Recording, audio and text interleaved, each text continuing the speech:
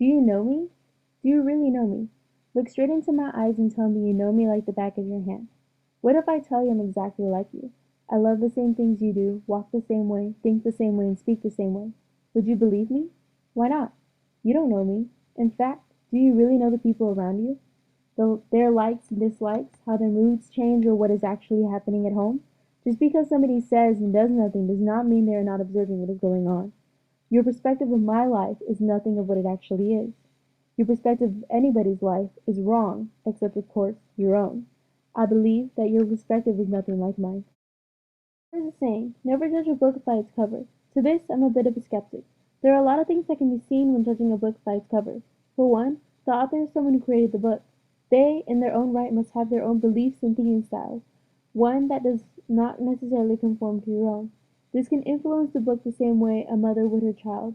I know for a fact that my beliefs are heavily based on the things that my own mother has said or done.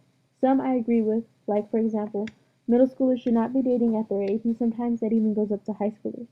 While other times I disagree, such as the role a man or woman should or should not have. Then there is the book cover, the picture, or sometimes the lack of one.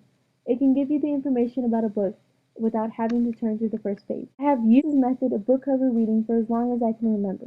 I learned that when my dad becomes eerily quiet that he's extremely angry and to tread carefully.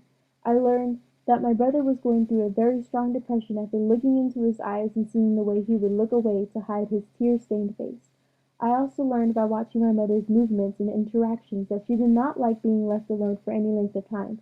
The tone of her voice, higher in pitch at the thought of abandonment, along with the slight shakiness of her hands that would indicate her blood sugar lowering or her fight or flight mode. There are also things that you can notice when looking at the cover of a book. Sometimes when staring at the title page, something draws you in, calls to something else. The same can be said when seeing someone who is playing with a small child. For that moment they have a look of absolute bliss. All the frown and worry wrinkles fade away to show a younger, happier person. They show the little things that would be hard to tell without knowing, like the tell signs of a smile starting, or the start of a belly deep laugh that resounds throughout a room. I learned that not all can really understand these little indications of moods. Some have very different perspectives of things than I do, or have simply learned to heed different indications that I don't have to. For example, the sight of a dog laying on their side would look like a sleeping dog to me, but to others, the sight could range from a funny moment to something unsettling.